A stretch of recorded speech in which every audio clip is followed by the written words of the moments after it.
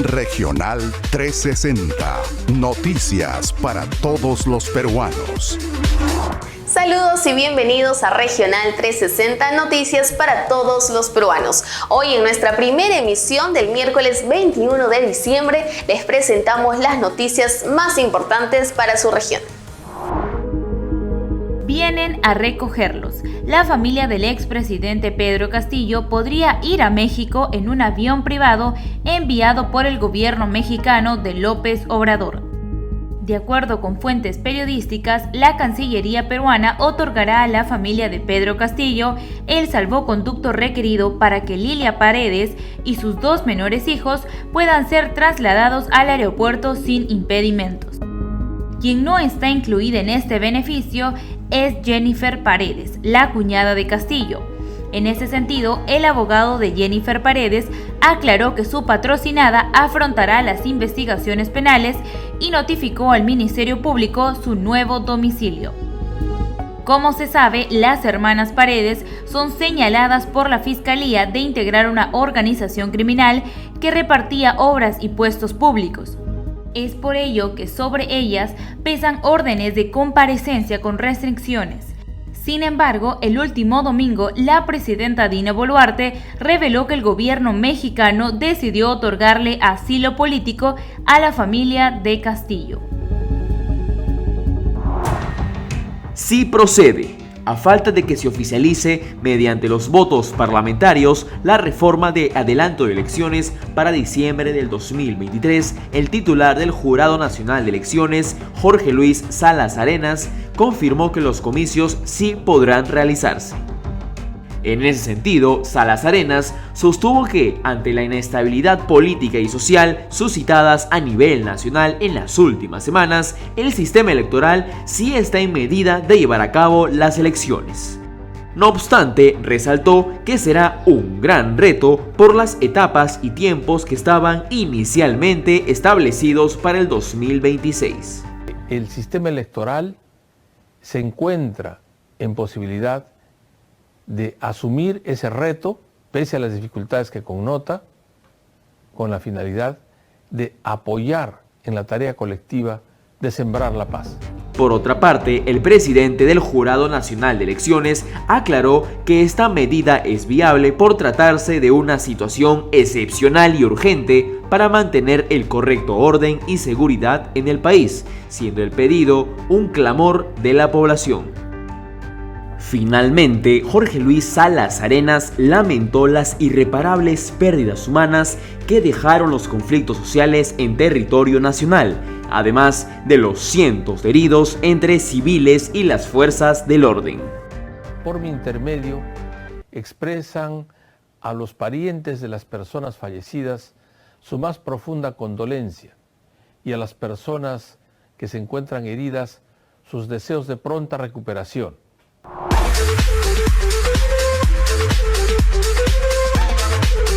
Regional 360. Noticias para todos los peruanos.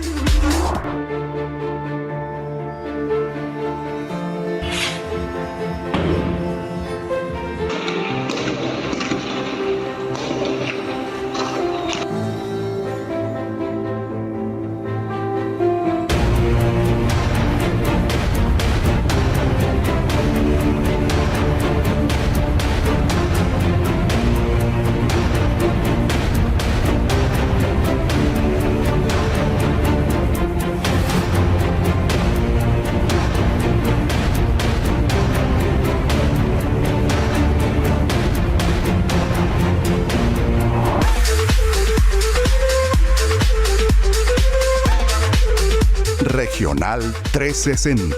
Noticias para todos los peruanos. Las carreras del futuro empiezan a tomar fuerza. Ahora la Universidad Tecnológica de México, UNITEC, pronosticó que para el 2025, países como Bolivia, Colombia, Ecuador y Perú requerirán más de 500.000 expertos en tecnología. Esto gracias a los cambios que traen los nuevos tiempos. La rectora de Unitec, Iradeli Urbano, señaló además que grandes economías como Estados Unidos, Inglaterra y Alemania ya vienen contratando talento tecnológico y su valor en el mercado se ha incrementado hasta en un 350%. Sucede que con los avances tecnológicos, las compañías necesitan con urgencia profesionales capacitados con habilidades digitales. En este sentido, Urbano enumeró 5 de las especialidades tecnológicas mejor pagadas en nuestro país. Escuche bien porque esta información puede ser de su interés. En primer lugar se encuentra la especialización en sistemas de información. Esta ingeniería se ocupa del diseño, implementación, organización y control de información requerida por organismos públicos y privados, y el primer sueldo estimado va desde los 3.300 soles hasta los 5.024 soles. En segundo lugar, la ciencia de datos, la cual analiza y procesa datos estructurados con expectativas de un sueldo desde los 2.513 soles hasta los 5.000 en el primer año de egresado.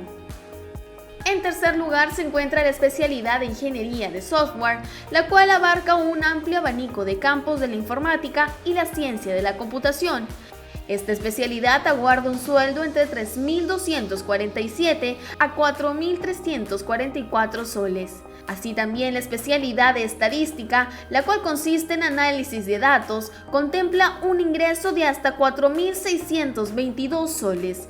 Finalmente, Electrónica y Comunicaciones, quienes la estudian asesoran sobre los aspectos tecnológicos de los procesos de la ingeniería eléctrica, aguardan un sueldo de hasta 4.806 soles. Una carrera prometedora que puede forjar el futuro de muchos jóvenes peruanos.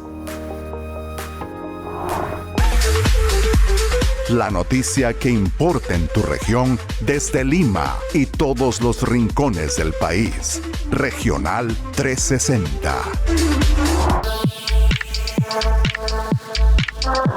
Hoy en Entrevista 360 estamos con Lincoln Onofre, politólogo y especialista en políticas públicas. ¿Cómo está, señor Onofre? Bienvenido a Entrevista 360. Bien, muchas gracias, buenos días y gracias por la invitación.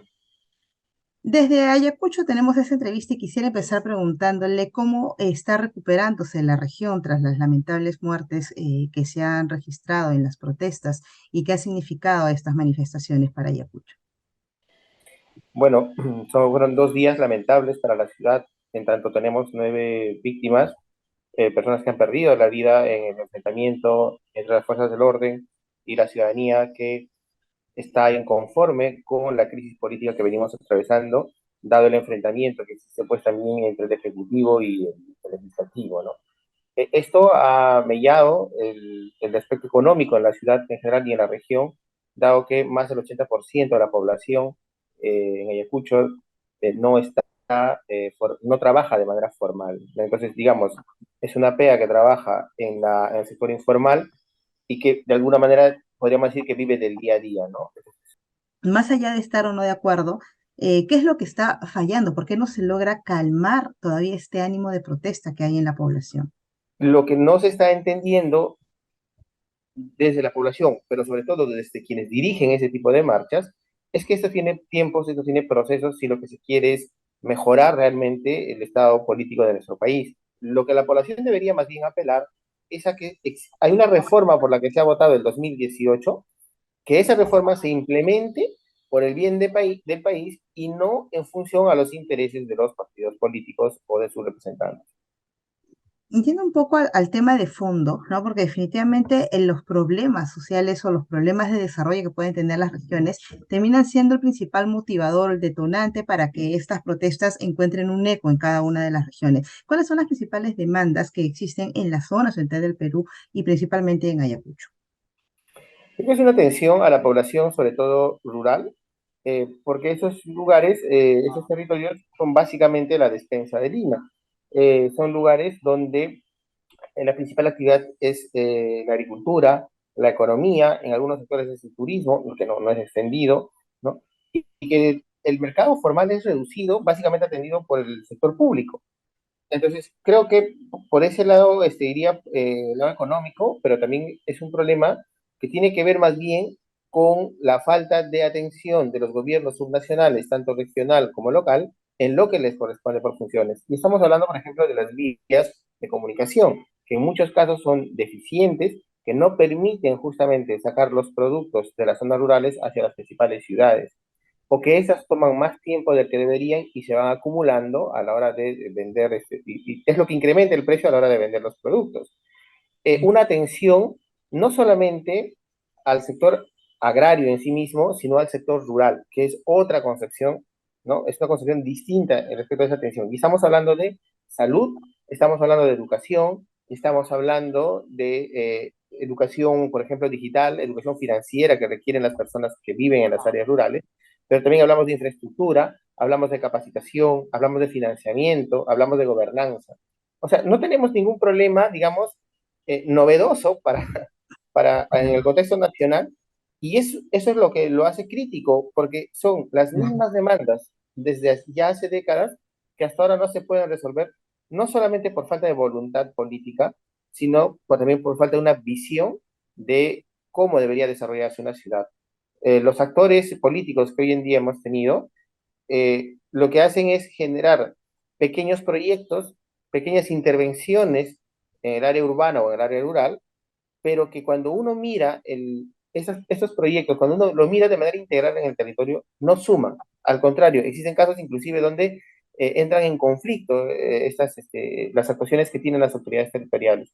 Y eso, como decía, se debe a la falta o a la ausencia de una mirada integral del territorio, de una mirada de la ciudad para quienes habitan en la ciudad, no para los que visitan la ciudad. Para quienes habitan, cada autoridad local que hemos tenido nosotros aquí en Ayacucho ha hecho de la ciudad lo que ha creído que debe ser. No es una mirada consensuada, no es una mirada desde el territorio, no es una mirada desde la población, sino desde el sujeto que hoy en día lidera el municipio o el gobierno regional. Y en ese ánimo, cada quien ha hecho una y otra vez de la ciudad lo que ha querido. Y los conflictos están ahí también. Otra intromisión más. Esta vez el Ministerio de Relaciones Exteriores expresó a la Embajada de la República de Colombia en Perú su profundo malestar por las declaraciones del presidente colombiano Gustavo Petro. A través de una nota diplomática, la Cancillería señaló que las afirmaciones del presidente Petro constituyen una injerencia inaceptable en los asuntos internos del Perú, en especial en un grave contexto donde se cuentan lamentables pérdidas de vidas humanas. Esto se debe a que el último fin de semana, el presidente colombiano se refirió a la situación del expresidente Pedro Castillo y aseguró que es una víctima y las acusaciones de corrupción que pesan sobre él no tienen fundamento. Sin embargo, el presidente Petro no sería el único mandatario que se ha pronunciado a favor del vacado Castillo. Como se recuerda, el presidente mexicano López Obrador también se ha pronunciado en repetidas ocasiones a favor de Castillo. En tal sentido, la Cancillería insiste en el respeto mutuo, amistad y voluntad de integración entre ambos estados.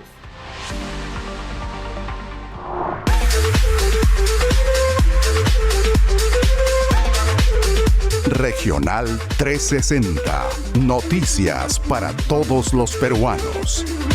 Muchas gracias por sintonizarnos. Recuerda que puedes seguir toda nuestra cobertura informativa a través de todas nuestras redes sociales y de nuestra página web.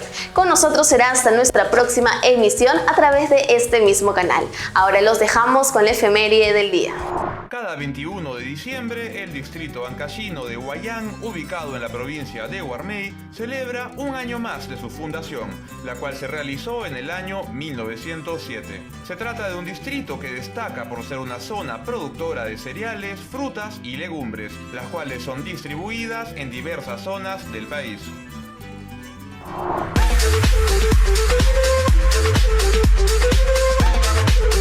Regional 360. Noticias para todos los peruanos.